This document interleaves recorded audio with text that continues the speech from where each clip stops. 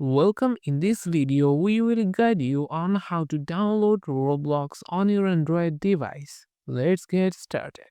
Unlock your Android phone and locate the Google Play Store icon. Tap on it to open it. In the bottom, you can say the Play Store search bar, type Roblox and press search. The official Roblox app should appear in the search results. Tap on the app titled Roblox from the search results. Ensure the app is developed by Roblox Corporation to avoid fake versions. Tap the install button on the app page. The download will begin and you can monitor its progress on the same screen. Make sure you have a stable internet connection and enough storage space.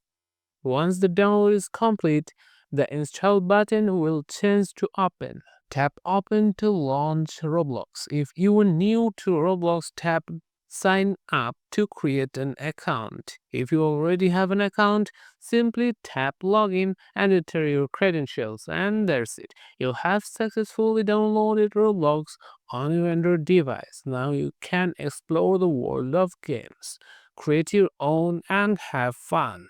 If this video was helpful, don't forget to like, comment, and subscribe for more quick tutorials. Thanks for watching.